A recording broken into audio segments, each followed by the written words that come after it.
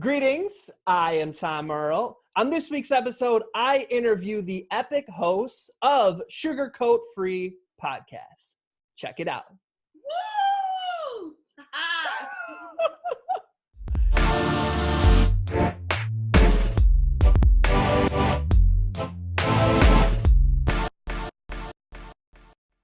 Greetings, I am Tom Earl. Welcome to the celebration. As you know, this is my year of courage. We know you could be anywhere, so the fact that you are here today sharing your greatest gifts, your time and your energy means the world to us. We hope you know that just as you are worthy, you are loved. And so in this space, we see you and we appreciate you. I have two amazing guests. They are the hosts of the legendary, the infamous Sugarcoat Free Podcast. They go by the names of Jameela and Asiya. How's it going today? Good. How's it going? Oh man, I think y'all are the first ever double feature, like dynamic duo guests. What? Awesome. So I appreciate that. So I will read the bio for your podcast so folks know a little bit about what's going on, and if they aren't already active listeners, what they're missing, and that not quite right now. So finish this episode and then whatever you're doing, go and listen to it. Does that sound good? Right. So Sugarcoat Free Podcast is hosted by two Black Muslim women who you have just met. And it is about them being on their journey to self-discovery, spread love, positivity, inspiration, and really bad jokes. They also navigate the quarter-life crisis while exploring millennial struggles, mental health, pop culture, love, religion, careers, and everything in between. How'd I do? Amazing. We're off to a good start. So I do have your professional bios. They're absolutely amazing. We're going to do a little remix. Okay. Since y'all are both here, what do you think about introducing each other and sharing what you know? And, you know, of course, don't embarrass them. What you feel comfortable sharing about your other friend. He's the worst person in the world. Order. Water. We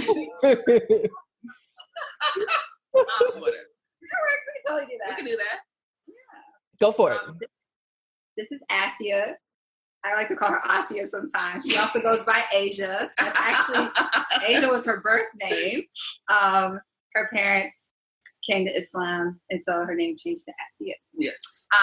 She goes to Georgia State University. Whoop, whoop. State, not Southern. Sorry, I'm a little me over there.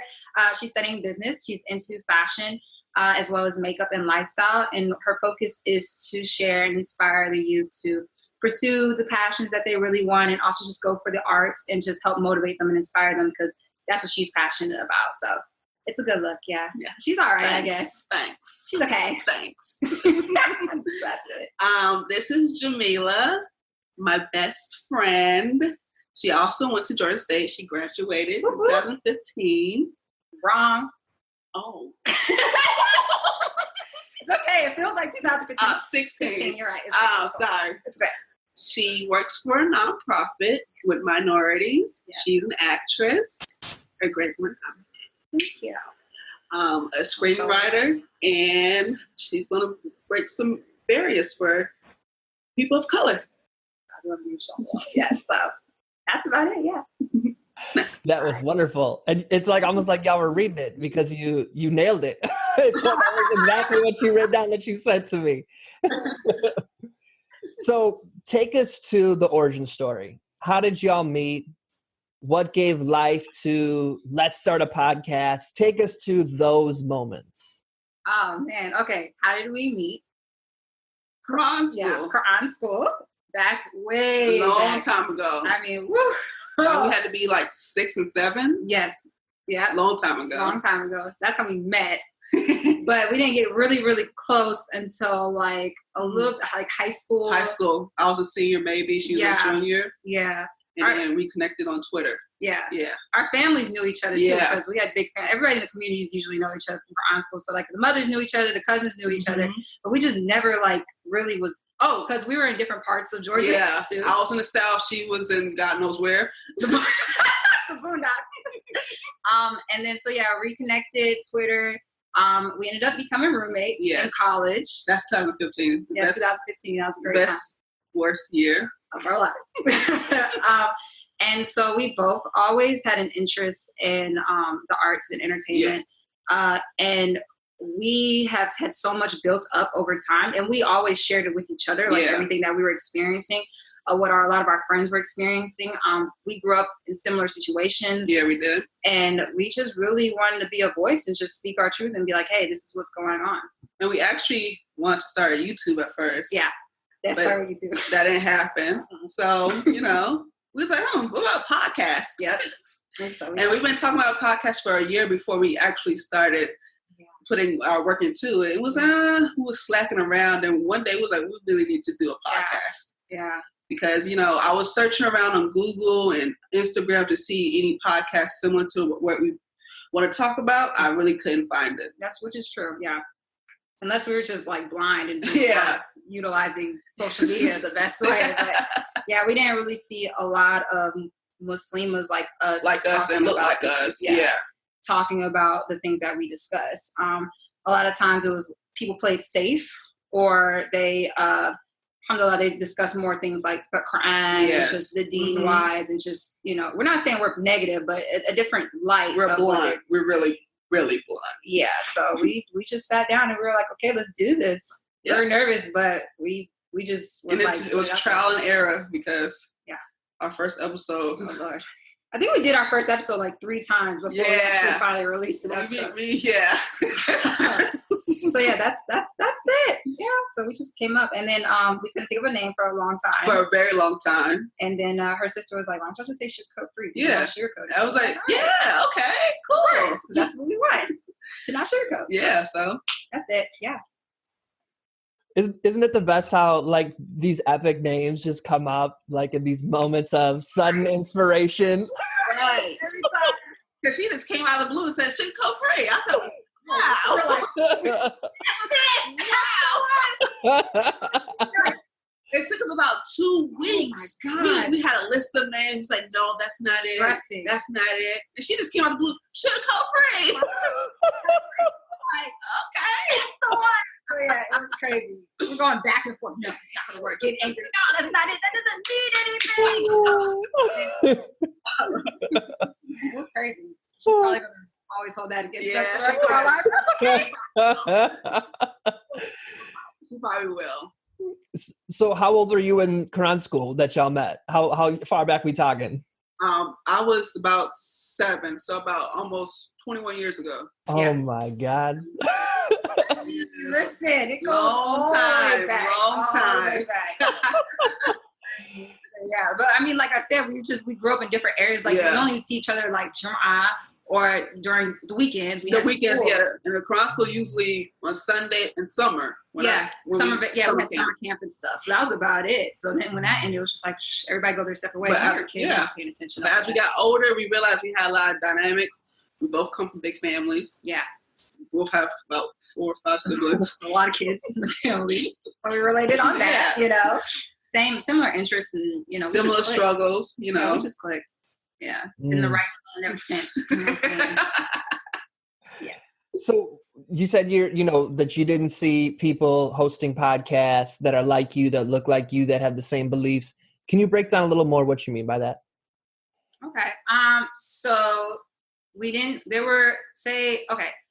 podcasts, there was always like, okay, as far as pop culture or comedy podcasts or entertainment podcasts, didn't see a lot of Muslim podcasts at all. I know that we always experienced in the community. You've always had like the artists, like the musicians. You always had one of them. Yeah, there was always one of them spoken word, but none of them were like releasing podcasts, especially at the highest of their level at the time. Mm-hmm. So we didn't hear a lot of radio shows, nothing like that. And then the podcasts that we were finding were people of, they weren't Black Muslims. Yeah, they were Desi descent or Pakistanis. So we'd see a lot of that. And then we also would see, you can find the podcast where it was focused on like Quran recitation, talking about hadith, talking about certain topics of the week, like as if it's like an imam giving a lecture for the week, like as if you're going to Jum'ah and hearing a lecture. And then, so we didn't see a lot of Black Muslim women podcast. Yeah. If not any, really. Because we look, I mean, looked. digs. Like I said, unless somebody could tell us, like, y'all weren't looking in the right place, we couldn't really find any of that. And let alone sisters who weren't covering. Mm-hmm. That's that the was main something one. too. Yeah. And we admire people who do cover. We admire people who don't cover. But we just couldn't find a lot of people who were experiencing a lot of situations that we're experiencing in our early youth and our early 20s. Yeah. So we were digging for it, but we really couldn't find any podcasts.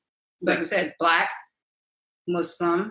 Millennials. First of all, Muslim first. Muslim first. If we did find that, we didn't find a lot of Black Muslims, and then we didn't find women. Black Muslim women podcast. So, and we all can relate on a level of Islam, but people can't relate the struggles. Yeah, that, different walks in life. Yeah, still out dating and different things as being young. People, and just even the color of our skin. You know, like different struggles. You see, and that we as Black Muslims experience things differently from someone, and it's no knocking because I have a lot of friends who aren't Black that are Muslim. They experience life situations differently than ours because at the end of the day we're still Black. You know? So we wanted to bring to light about a lot of that as well. No, I think you're speaking truth that we in the Muslim community do need to speak on, because we do have colorism within the Muslim community, but on top of that, we have anti-Blackness. So both stacked on top of each other. I've shared in past episodes that people will want to touch me just because I'm white. You know what I mean? And then on the other end of the spectrum, not want to go to when I was in Florida, I used to go to a Black masjid, and the Arab masjid would send people and sit in the back and be like, oh, this, because if the imam would say something, we'd be like, hit your hand on the ground. And then these tell the people, oh, that's, not sunnah. This khutbah didn't count. Y'all need to come to ours. And so, I'm with y'all that's something that we need to actively be talking about for sure. Yeah, it's crazy. Yeah. No, I can't. It happens all the time. What are some of the real life issues that y'all break down? Oh, man. Being broke.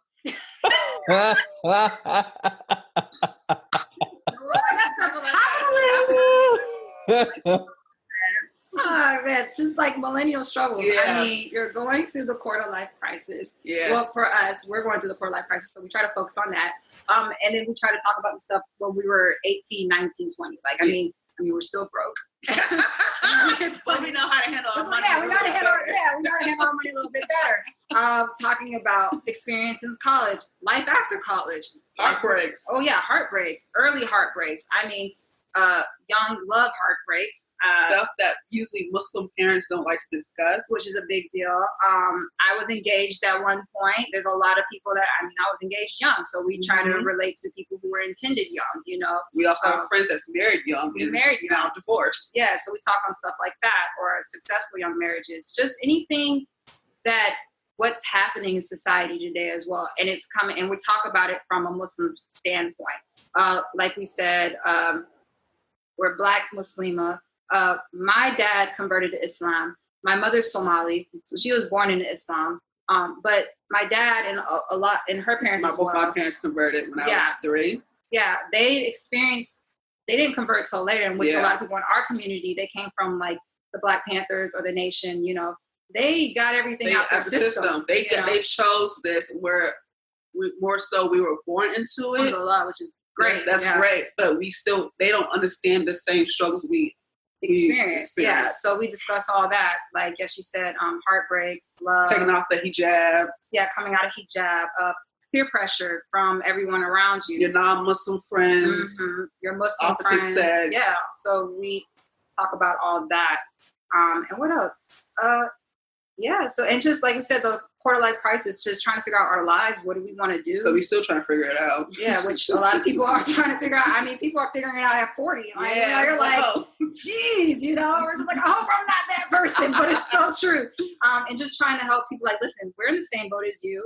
You're not alone. Yeah. And it's hard. Exactly. We experienced some of this stuff, so we want to be able to help you through it, and you don't have to go through the trauma that we went through. Yeah. And not saying like trauma, like just like it was just the worst, but we make a mistake. We make some, bad mistakes. Yeah, let us help guide you or show you that you don't have to go this way. Yeah. And this is why you should. And it's okay if you do go that way, as long as you learn from it. Yeah, and to let people know, it's okay, because sometimes in a lot of our friends, non-Muslim and Muslim, they just didn't feel comfortable being able to discuss things that they were going through or things that they were doing. Especially with the Muslim friends, you hide a lot of that stuff because out of fear, out of not wanting to hurt your family, disrespect your family, the community, and people. And I've mentored a lot of youth. That's one of the main things they talk about is they feel so bad and guilty, and they just cannot even talk to their parents about something. And I don't want them to go through that because I know what that was like and the effects of it, Because when I was that age, I didn't have no one else to talk to because all my friends are the same age. We all going through the same thing. Yeah. And you don't want to go to your parents and tell them, well, I have this crush on this boy, or I don't like the clothes I'm wearing. I want to take. Yeah. They're not going to understand. Yeah. So. Or they just want and they just want what's best for you. Yeah. Which is in their eyes is what's best for you. Yeah. How they handle things, and we're very blessed to how we grew up. Very blessed with great parents, alhamdulillah. But just really focusing on that as far as the younger aspect, like the younger crowd. Just we've been there. We know what it's like. Let us talk to you about it. And if you want to vent to us, and just let you know that you're not the only one at all. Yeah, and just the core of like us going through our growing pains right now, those experiences, and talking about it with people who are going through the same stuff as well. Just trying to give our best to people and just try to shed light and just really try to be there and let people know, like, we're here for you too. And Muslims are humans too. Yeah. Yeah, don't forget. What was the last thing you said? Muslims aren't what? Are humans too. Yes. It sounds like a lot of the things that people are coming to y'all with is around like dating and things like that and having crushes. Yeah. Is that true? Yeah, we get that a lot. Yeah. We're not trying to focus only on that though. Like, there's so much more, guys. but it is a big thing. Like it's a lot more common. I don't want to say it's a lot more common, but I mean, it's very common. I mean, actually, people who are in their 30s, like the cousins that we've had, that the older generation, they were going through the same crap. When you're younger, you don't think about that they experienced the same stuff, but they were going through the same thing when they were 18. We were just too young to know. Yeah, we just didn't realize. Mm. It's like when you finally get of age to go to like sit with the adults at the family and you listen, you like, and you hear the conversations, and you're like, oh, this is the gossip. Like, this is what happened. So that's why we had to move away. Oh, okay. So we like, that's what happened. Then you realize, but yeah, we do discuss a lot of that because that's something that's not talked about. But when we talk about it, we want to, like we mentioned in one of our episodes, we did this, but now we understand why you should have a wali. Now we understand why you should involve a wali or your father or your mother or your brother, someone. And put the Islam perspective into it, because there's a reason why these rules are in place. And, we went both. We did it Islamically, and then you went the route that wasn't Islamic. Yeah, because when you're doing like 18, 19, you're not thinking about any of that. Yeah. You're just trying to think about boys. Yeah, that's it. Or girls, But you see, when you get older, you think about, wow, I see why I should have a wali present when I'm with this guy. Yeah. Things can go all wrong. Very wrong. Or like, we see things when you're blinded by like puppy love or love. Mm-hmm. And then that's why you have other people out on the outside to help, put it in you, like, all right, listen, you're blinded right now. You're not listening. You're not seeing what we're seeing. So yeah, we do talk a lot about dating and love and relationships, but we always try to bring it back to the importance of why, because we're at the end of the day, we're Muslim, and why things are done a certain way, as well as just trying to give good advice on how to deal with heartbreak, breakups, or if you are going to talk to someone, you need to pay attention to the signs. You need to realize this. And we like to encourage self-love too. Yeah. That's a big thing for us. Yeah. Mm-hmm. What for you is the importance of bringing Islamic perspective into the kind of conversations that you're having? How does your Islam inform when people are asking you, non-Muslims or anybody, and the way you're just, talking about pop culture and self-love and all of those things? Why is it important for you to bring an Islamic perspective into it? You know what I'm saying? Yeah. Well, and correct me if I'm wrong. I want to make sure I answer properly. But Islam is us. Yeah. So regardless of, Islam is in our hearts. Where we go in life, we still are. That's Muslims. Our foundation. Yeah, that's our foundation. You know? So our podcast is also a part of it. Like, it's our baby, it's us. You know, we want to share who we are with the people, and who we are is Muslims. You know what I'm saying? And Islam is the foundation. Yeah. So even with non-Muslims, if we're going to give dawah, you know, while still bringing them in and reeling them with some type of conversation, it's still coming from an Islamic perspective. Yeah, and just to share that dawah, you know, and just to also show people how Muslims are, you know, in a sense of like, we're not all like, gotta close the curtains and all black abaya and close the door, you're never gonna see daylight, which is not Islam, period. But people have these stereotypes and these ideas of what Muslims are and what Islam is. And that's why when we have the non-Muslims listening, you know, it's like, and we've had a lot of people like, I didn't know you guys. Yeah, they come and say, wow, you guys are so relatable. Yeah, I didn't know you guys dealt with that. I didn't know Muslims deal with this kind of stuff. Yeah. Can you guys, we literally have people like, can you expand on this topic? And we want to hear more of your perspective on this, because people in the world need to hear different perspectives. Because now Muslims have this stereotype in their head what a Muslim is supposed to be. And they realize, wow, these girls are really relatable. Yeah, they're pretty great. And, you know, and also just sharing, like, we had a whole episode about hijab, and we were letting people know what hijab is, you know, and what's it about, and how it's bigger than just a scarf wrapped around your head, and letting people know that Muslims aren't oppressed and stuff, while putting humor into it. So, you know, you're like, listen, this is a light conversation, but it's also a serious conversation that y'all need to wake up. People are also surprised that Muslim men have a hijab also. Yeah, we got a lot of feedback on that, like, oh, Muslim men are supposed to cover. Yeah.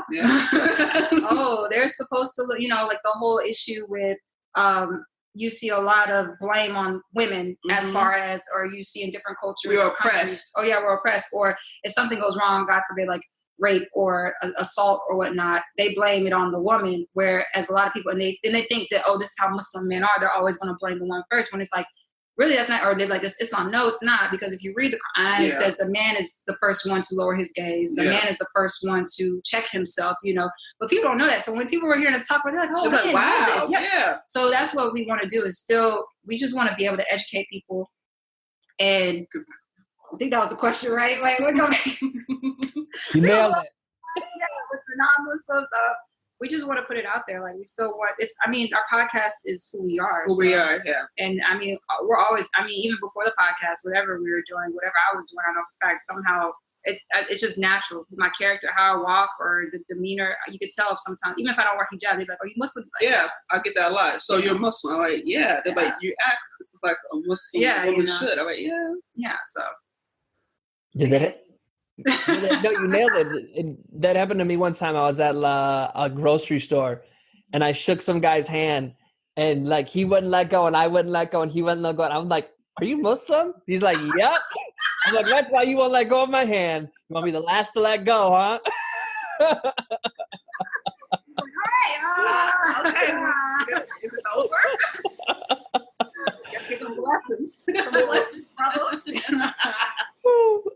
But I like how you bring up that even if we're not explicitly talking about Islamic things, like we are Muslim, just as we are our other identities. And you don't have to specifically just be talking about that thing to be bringing in that perspective, because it's just a part of who you are and has shaped your world.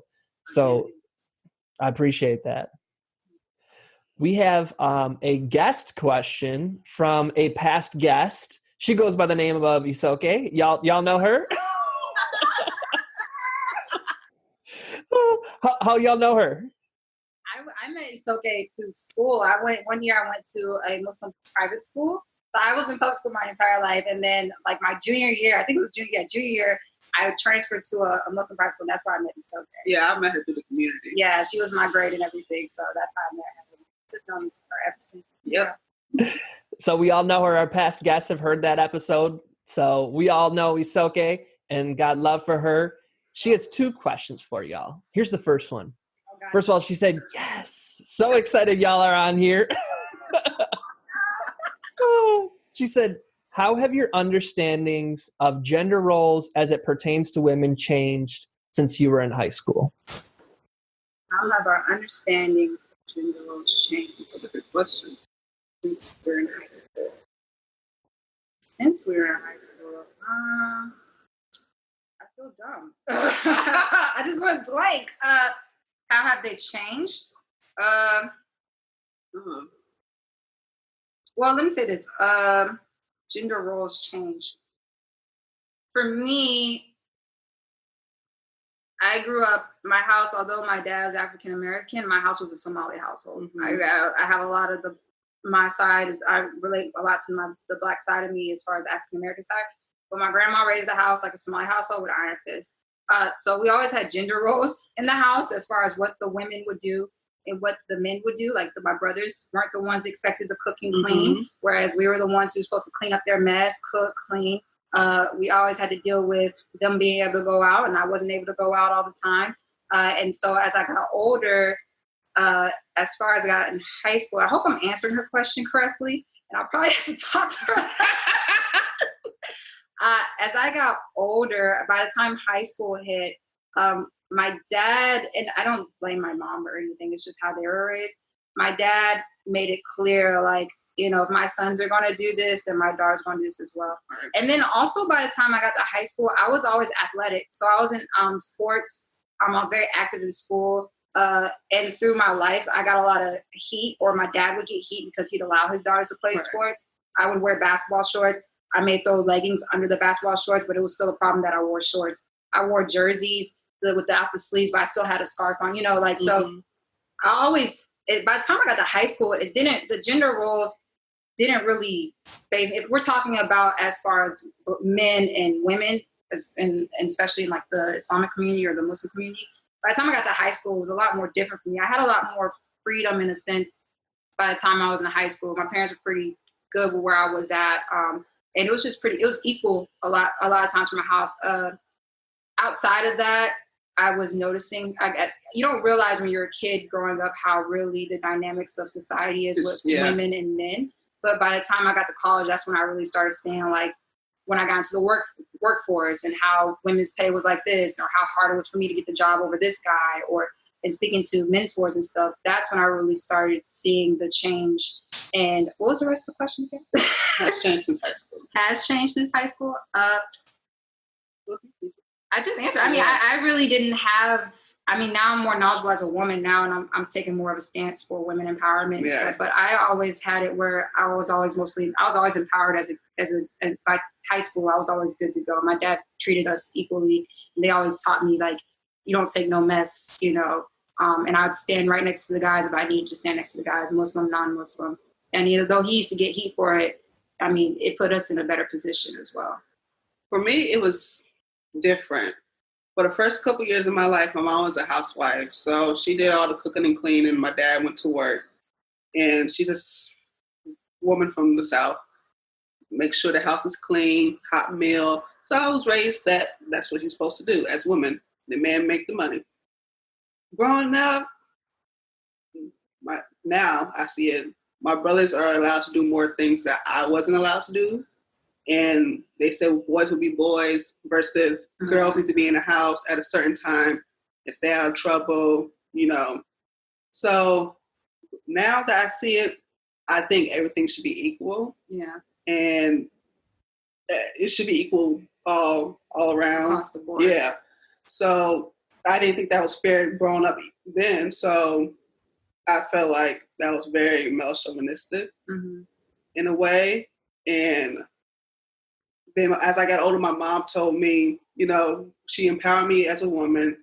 And I guess she starts to figure out stuff for herself and realize that she needs to be an independent woman also.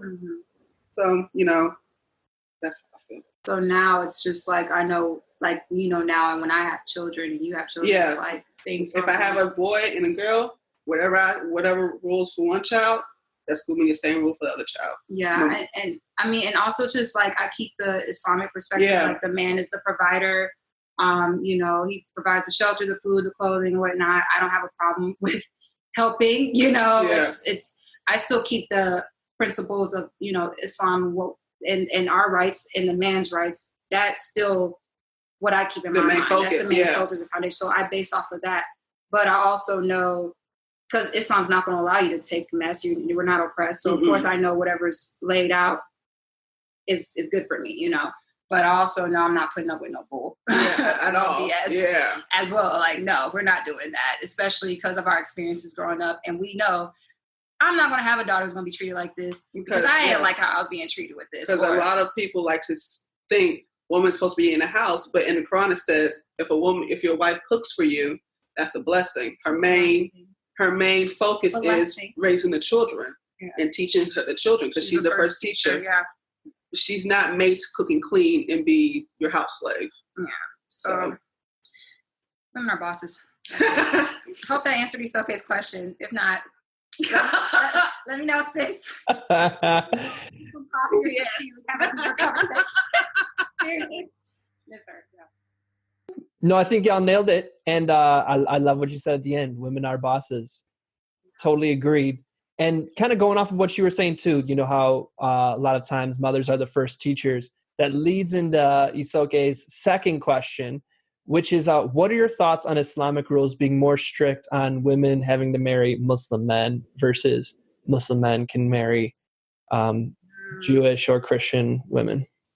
So with that, and please nobody come at me. Yeah. But they can also go on Sugarcoat Free and leave us a DM and correct me if I'm wrong. Check out our IG. Just getting plugged. Even with the man, he's not necessarily just supposed to go out and just marry a Christian or Jew. They interpret it very wrong. It has to be a woman of the book. And that goes back to like the Old Testament, all the back then where it wasn't like the Father, the Son, and the Holy Spirit.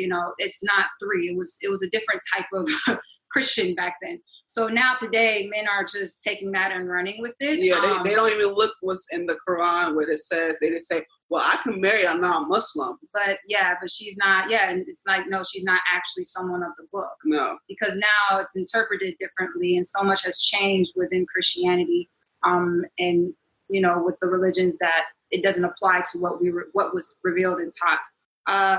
I feel like, and like I said, I'm still Muslim at the end of the day. I think that I'm perfectly fine with a woman still marrying a Muslim man or only being allowed to marry a Muslim man because I still have that the man is the head of the household. Most time women follow the man's lead. And that was just from experience when I dated people who weren't Muslim and how much I was slowly changing. I still had a foundation, but some of my behaviors were starting to change. It's not saying like you're a weak person, but you get caught up and then you start losing sight. So if I don't have a man who's going to lead me in salat or even remind me to pray or even talk about God, that's going to be detrimental to me. So I still think, and there's a reason why it was said, because I still do think that women... Because he's supposed to be the provider. Yeah, he's supposed to be the lead, and it's, I mean, we all know women run the house. Yeah. My mama run the house. So I'm like, yeah, you can be all big bad, but the wife runs stuff. But I still think that applies. And I think that today a lot of people are taking it out and taking it along and running with it as far as the man. But I don't have an issue with. Same with 4 wives. They misinterpret that one too. So yeah, but I mean, at the end of the day, that's between you and Allah. Yeah. So that you can do what you feel, but I think I'm okay with that. That the woman not marrying outside, because I've seen from my experiences and other experiences what has happened. But everybody has a choice as well. Yeah, everybody has a choice and what type of lifestyle they want to live. If you choose to choose that lifestyle, still here for you. If you don't choose to live that lifestyle, if you're okay with it, I mean, that's between you and Allah. Yeah. But like with the men, I don't necessarily. I have an issue with Muslim men right now marrying outside a community when there's so many Muslim women who are out here single, who are ready to be married. Yes. More than educated, secure, can provide and everything. And they're out here chasing skirts outside of the community. So, I mean, I have an issue with that. That's the issue. Yeah, but... they won't talk to you or even consider you because you don't wear your hijab. Yeah, that ttoo. I mean, well, that's a conversation for another day. But, yeah, so I have more of an issue with that. But I don't think they need to be out there just... unless it's a good person, a good woman, that's whatever. But... I mean, there's so many women out here in the community that are still single that haven't had a partner who are looking for marriage. And I mean, 20s, mid-20s, I mean, even mid-30s are still out here trying to find a husband. So I think we need to do some reevaluating the community and have some real conversations. I don't know if it needs to be workshops or what, and talking about how you're leaving your sisters out here high and dry for something else when you need to be finding someone first within the religion, you know. So that's my take on it. Yeah, to each his own. Yeah. Do you have anything about it? Your thoughts about it? Yeah. Hope that answered. It's okay. Yeah, definitely. I appreciate your perspective, and I, think that's why I really wanted to interview y'all, because I do think that as a community we need to have these conversations. And I think as ourselves, not guided by elders steeped in dogma, oh, this is how it is, like, what does it really look like?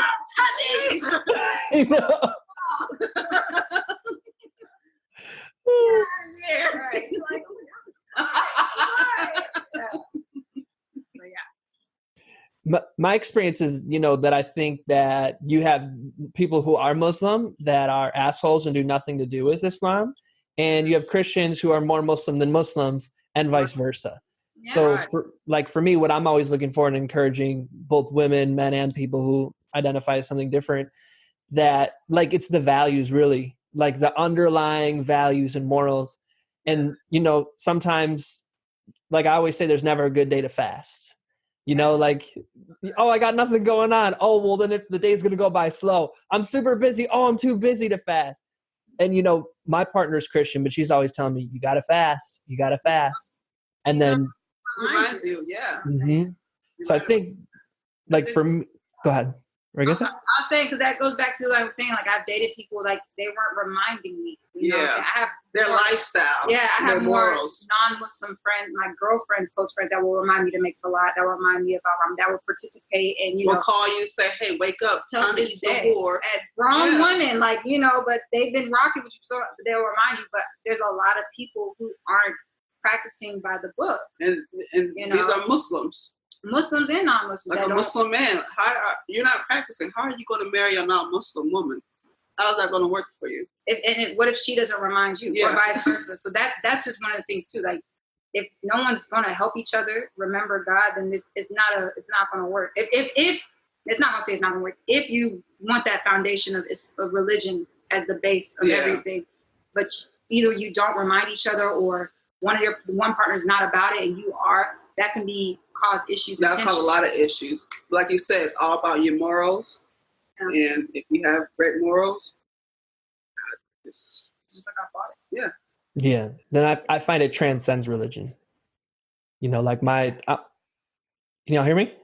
Yes, we can hear you. Sorry. Okay. Hang on. It's all good. I'm going to wait for edits right here. I just zoomed past and I looked. Oh, no waves? I didn't have to edit anything. Oh, there's a wave. Edit right here. We cool? Yes. Okay. Yeah, like I'm getting married, inshallah, in a month. So. Congratulations.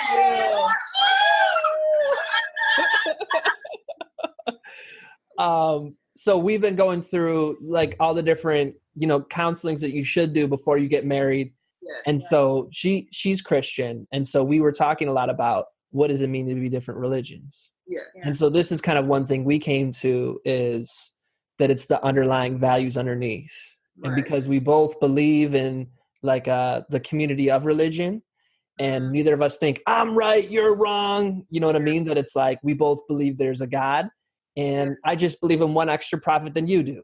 You know what I'm saying? So like it's that value thing. And she'll fast with me during Ramadan, and I go to Christmas mass with her. So we find that mutuality in the ways religion can benefit both of us. Yeah. Work together. Like you said, your values. If your values are not meeting up to par, it's probably not going to work. I have understanding how it's going to work. So I wish y'all nothing but the best. Yes. Inshallah. Appreciate that. Inshallah. What does y'all say that you talk about self-care a lot, and you encourage that? What does self-care look like for you?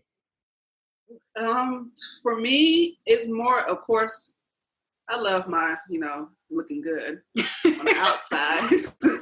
But people get that mixed up with, let me buy me some new clothes, get some makeup, or get me a fresh outfit. Mm-hmm. If your inside is not right, you can look the best you ever look, but you still really hurt inside. Mm-hmm. It's all about getting to that trauma or because a lot of us is going through depression and anxiety and self-image, especially with social media. Yeah. And that can really put a damper on your mood and your feelings and how you feel about yourself. Self-esteem. Yeah, your self-esteem.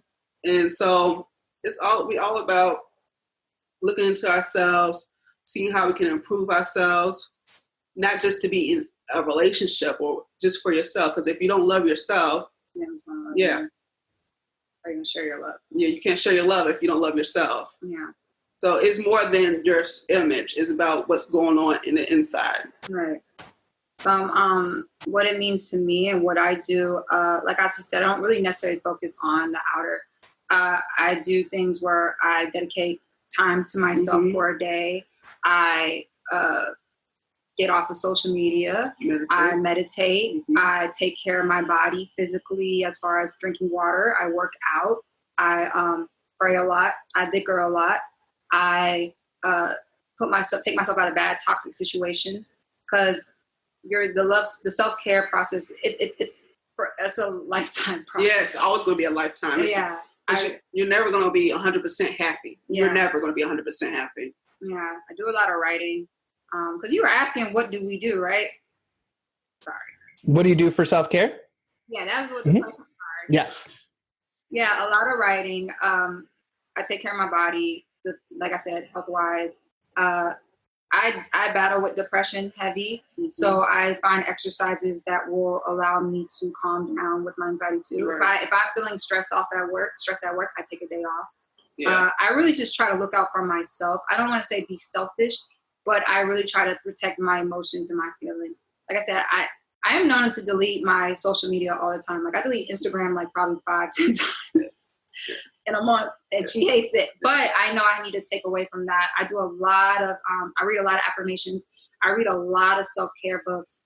And right now I can't even think of some books off the top of my head, and it's making me a little upset, but I do a lot of reading. Even if it's audiobooks in the car, I listen to a lot of podcasts that are about self-love and self-care.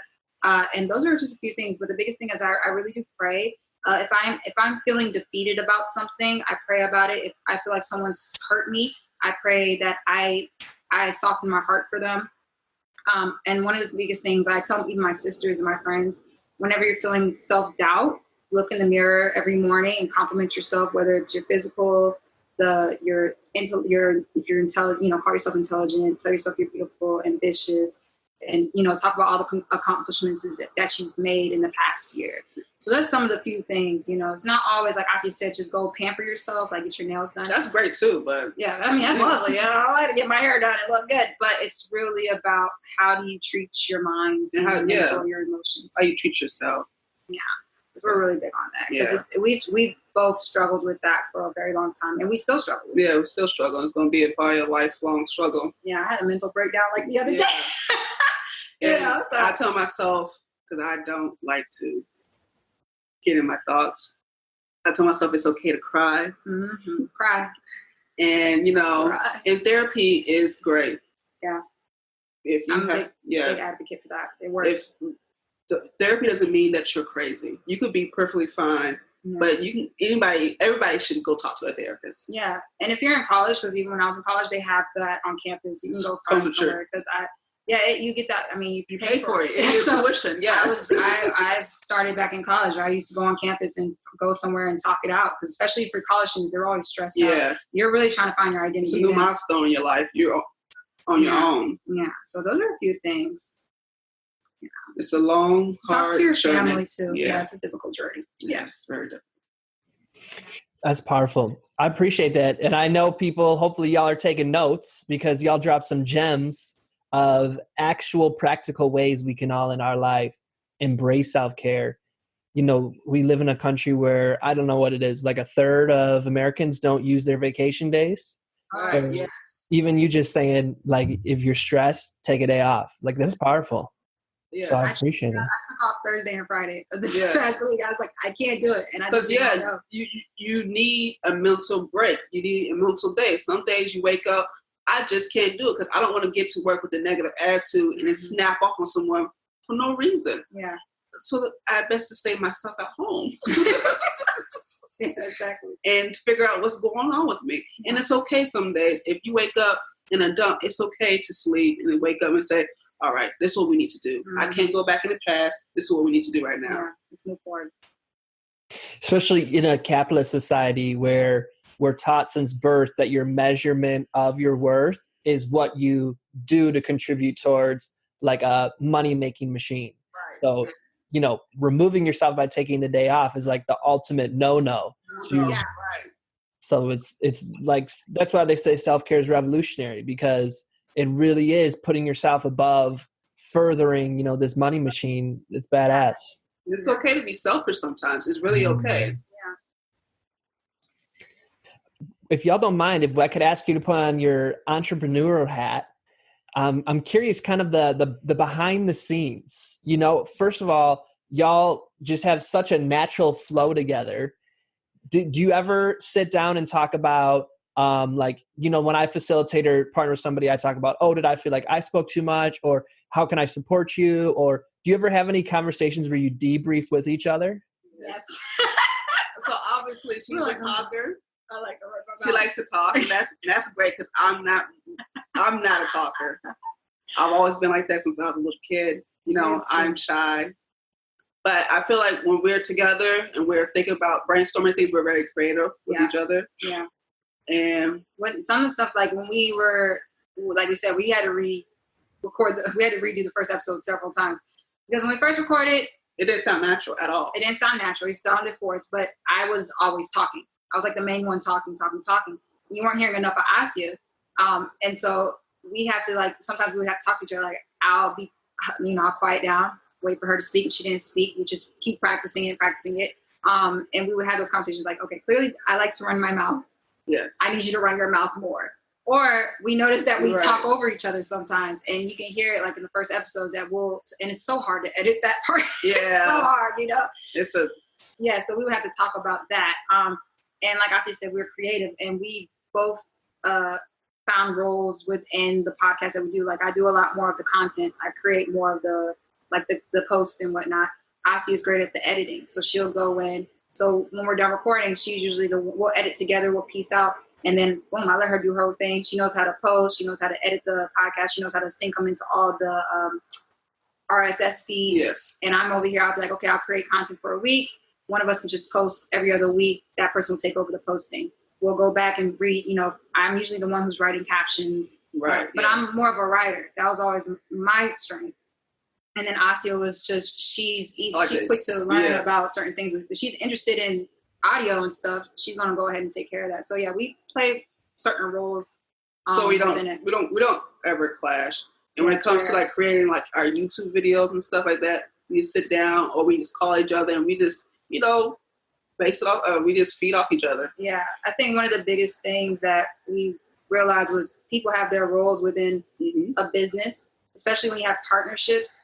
It's not a me thing, or it's not one's better than the other. It's like, what are you good at? You're good at that. That's where you go wrong. Exactly. It's like, what are you good at? You're good at this. Boom. I'm good at this. Boom. Let's leave it like that. Right. I'll take care of this. You take care of this, and we'll make, you know, something great. So what's the sense of what's the sense of me and her doing the content for what? Right. You do the content. We have our own roles, like she said. Yeah. So and we had to learn that over time. Yeah.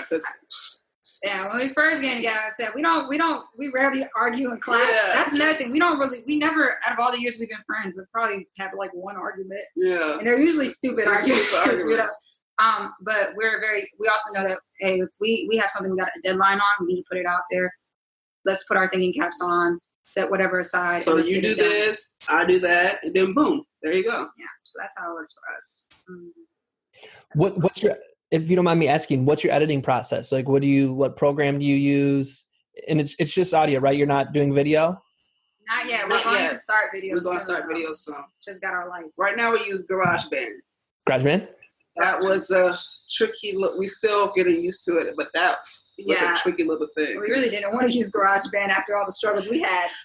But it's working a little bit better for us now. Yeah, I mean, we got so many things on our resume now. Audio engineer, production. writers, you know. For real. Yeah, so we use GarageBand, and we also use the Blue Yeti. The Blue Yeti microphone, and a lot of YouTube videos. Yeah. I watch a lot of YouTube videos to figure things out. Yeah. That's very helpful because we did not know anything about podcasting and what to do when we first started. We were like, what kind of mic to get? So we did all this research because it took us a couple months to do the research to find a mic to get. Right. Yeah. But it takes time. And so now we're focusing on the social media. Social media. Just trying to build an audience. And it's a day-by-day learning experience. Yeah. Because we don't know. Yeah, I have time. If you ever want to start a podcast, just do it. You know, just tell people, just do it. Do something you can learn. Everything's on the website, on the web, you know, so like, just do it. So yeah, GarageBand, Blue Yeti, that's literally all we use. And we just have, we have Sony headphones. Yes. And, you know, we invest, and, you know, what we can use can be greater, you know, what we're using, but we just put aside money for it and we invested in whatever we're using. The Blue Yeti's a great microphone. That's a great microphone. I mean, we have MacBooks, you know, GarageBand's great for starting off. If you use GarageBand, please hit save. Please click save all the time, because sometimes GarageBand wants to crash. Yeah, and your audio's gone. Yeah. So yeah, that's what we're using as far as trying to make what we're doing to create our podcast. Yes. And like we said, right now we're just focusing on how to build an audience. An audience. And so do a lot of research on that. We read a lot of things on and making Google connections. Yeah. Yeah, YouTube's our best friend. YouTube, everything. Yeah. Yes. Everything. So y'all might have heard me say, this is a perfect segue in, y'all might have heard me say at the beginning that this is my year of courage. Yes. And the reason I'm doing that is because I want to have conversations with everyday people on what is courage to you. And so for y'all as individuals and as a crew, what does courage look like in your life? Courage to me, for myself, I'm usually a more quiet person and standoffish, to speak up for myself more. And it's okay to say no and to ruffle some people's feathers. Yeah. And be true to myself. Yeah. Courage for me is not allowing fear to control my life. Right. Courage is not allowing people's judgment and critique or criticism to control my life. Courage is living in my true self and being okay with my identity and to live a life that I choose to live. Right. That's courage, and not living for others. That's a big one. Yeah, I think one of the biggest things for me, I love my family, but you put so much, and even my community, you put it's so much pressure to a lot of pressure. Impress people or make people happy. And although people have your best interest at heart, you know, or they want you to play safe, like our generation, millennials are known to be entrepreneurs or just find their own path, work for themselves. Whereas our parents' generation is more like, clock in, clock out. Clock in, yes. clock out. Get retire a good 65. pension. That's it. You know, it's like, that's not what I have to do. Social Security. All right, finally ready to go. We like to struggle. But it's because that was one of my struggles, and coming into who you truly are is courage, and not being afraid to trust that process and become like who Jameela is, you know. And courage is also taking risks and taking chances and not playing it safe. You know, when you just live in this safe space, you're not fulfilled in life. And that was for both of us for a long time. We didn't feel like we're not happy. Purpose. Yeah, we're not happy because of fear. Because everyone's going to have their own opinion on what you should do, what you shouldn't do. At the end of the day, if you're not happy doing that, don't do it. Yeah, and just taking the step to say, I'm going to try something new, and I'm going to be okay to fail. Courage is being okay to fail. You know, that's what people have, and it's getting over the fear of rejection. Right. I think those are some of the biggest things for me, is being scared that I was going to fail at something and being rejected, which caused me to not pursue certain things at a time period. Although, Alam, you know, something's for you at the time, it's for you at the time. But now at 25, I'm learning if I don't take control of my life and if I don't take risk and someone chances, else will. Time's going to fly. It's going to pass me by, and I'm going to see someone else doing something, and you're going to be like, I could do that too. even if it's resentment or just seeing like, man, they're living, well, we don't know what goes on behind people's doors, but seeing something, you can see someone, even if it's simple as being afraid to ride a bike, you're seeing this person ride a bike, like, oh my God, they're making on a bike. I could totally ride this bike, It could be something so simple like that. Yeah. So I'd say that's what courage is for me. And I think that's where we get, for the podcast, before we released our podcast, we sat down and had a conversation and said, are we okay with doing this? Are we okay with taking risks? Because we will get some backlash. Yeah. Because we are being true to ourselves, and there's topics that we're going to discuss that a lot of people are not going to agree with. Mm-hmm. Are we okay with this backlash and criticism we're going to receive? Yeah. And we thought about it and was like, let's do it. Yeah. And just me and Asiya struggled for some time just to push ourselves, just to, we can complain about our jobs, but what are we doing to leave our jobs, or, we were complaining about X, Y, and Z, but we've been in the same place for 2 years complaining about the same thing. So it was because we were afraid and our anxiety would kick in and we're just scared to move forward. So because we're very anxious human beings. Yeah, because our podcast, like we said, we should have did our podcast. We're talking about our podcast for a long time. Very long time. Afraid of failing at the podcast. Because I looked at a note from last year about podcasts. We're trash human beings. Yeah, but we're afraid of the feedback, afraid of the backlash, afraid that we were going to fail. What if we started and never grew? Right. What if we started it and quit halfway because we didn't feel confident? Because we're scared of failure. And we were like, you know what? Things happen for a reason. If it's meant for us, it's meant for us. If it's not, it's not. At least we tried. And so that's what we try to put with our podcast, is just to tell people like, yo, you could do it. Like, just like how we just said, we didn't know anything about how to start a podcast. At all. There's so many people out here, they're scared to do something because they don't know. And they were like, we just went on YouTube. Yes. Went on Google. And stop comparing yourself. Oh, yeah. Because I had to tell myself that I'll listen to our podcast and I go listen to someone else. I'm like, my God, their audio sounds so much better. Yeah. I'm like, Asiya, calm down. Listen, they've been doing this for a long time. Yeah. You will get to that point. So it takes time. Yeah. It's all about patience. And that's what we try to talk about with our podcast. So I think that's one of the biggest things, is just encourage people to pursue what they want to pursue. I held my back in a lot of ways with, I'm a creative person and I love the arts and stuff. And I stopped myself from doing a lot because of fear and rejection and stuff. So what we do on our podcast is like, don't BS. Yeah. You're so young. You can start at 17 to 18 years old and pursue what you want to do. I believe in you. Yes, because I regret looking back, like, man, I should have did that when I was younger, but I'm like, it's okay. We can do it now. Oh, good. It's all right. Could have maybe been a billionaire by like 27, straight, whatever. Right. Yeah, so that's what courage looks like. I know we went on a rant, but yeah. Well, that's the whole point of the interview, to go on rants. So while you're here, the thing about the young thing is the 50-year-old says that and the 7-year-old thinks you are young, and the 50-year-old says that to the 40-year-old, and y'all are saying it to the 17-year-old. So whenever you discover something new, it's natural to be like, oh, I should have done this when I was younger, but we're all still young. We got it. Well, this has been absolutely an amazing experience, and I know people are feeling really inspired. So let's do the shameless plugging. Where can people listen to the podcast? Where can they follow you on IG? If you want to do any of your individual socials that you want people to follow on, anything like that, where is that all at? Our podcast is on Spotify, iTunes, Apple Podcasts, and SoundCloud. Yes, you can find us at Sugarcoat Free Podcast. Sugarcoat is one word. And you can also follow us on Instagram, which is the Sugarcoat Free Podcast as well. And email us at thesugarcoatfreepodcast@gmail.com. What else do we have? And Twitter is the same. And like our page on Facebook. Yes. If you want to follow our personal pages, my personal IG page is Cool Breeze Jammy. It's one word, COOLBREEZE, Jammy, JAMMY. It's a lot, guys. Sorry. My personal page is Asiya Shanae,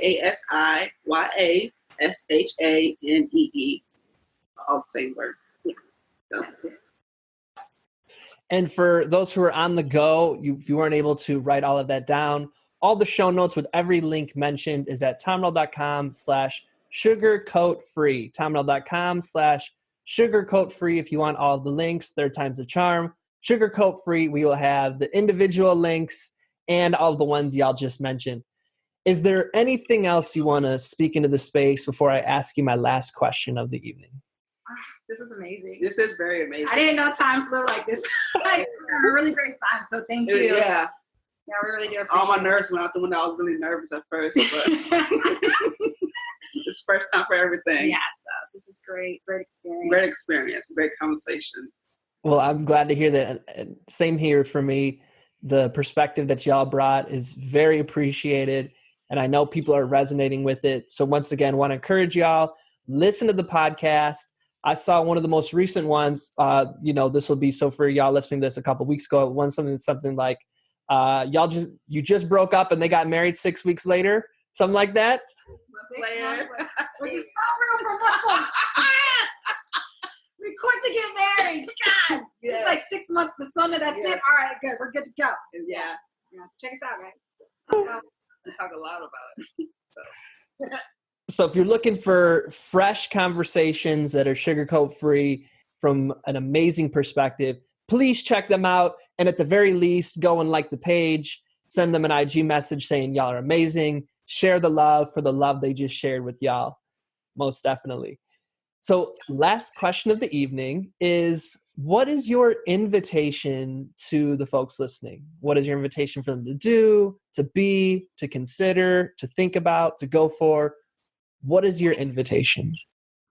Do what makes you happy and do what you love, and don't be afraid to pursue it. Don't ever be afraid. Don't let anyone else tell you that you can't do it, because you can do it. I don't believe that. I believe no dream is too big, and I think you should set your bar as high as you want it to be and pursue it as best as you can. If you limit yourself, don't ever limit yourself, because you will be unhappy and living in resentment. Shoulda, woulda, coulda. Yeah. Just do it. Yes. Also, take care of yourself. Drink water.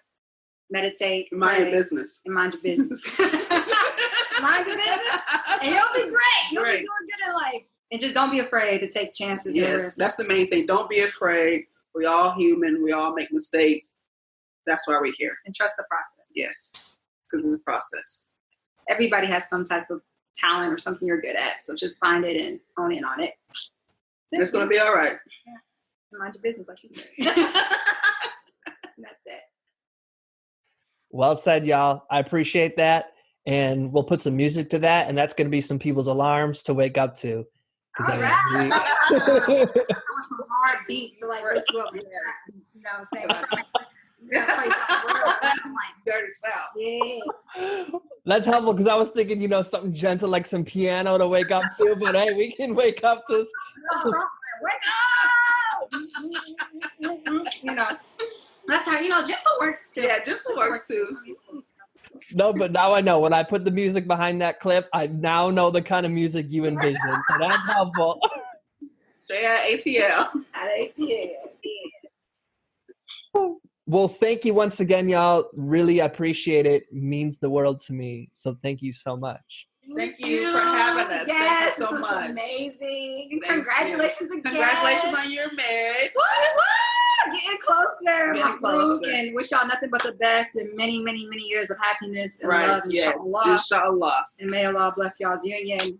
And y'all just live y'all's best life. Live y'all best life. That's what I'll talk about. I mean, may Allah accept. Thank you so much. Thank you. And to everybody listening, as always, we're wishing you peace and blessings. Thank you. One more thing.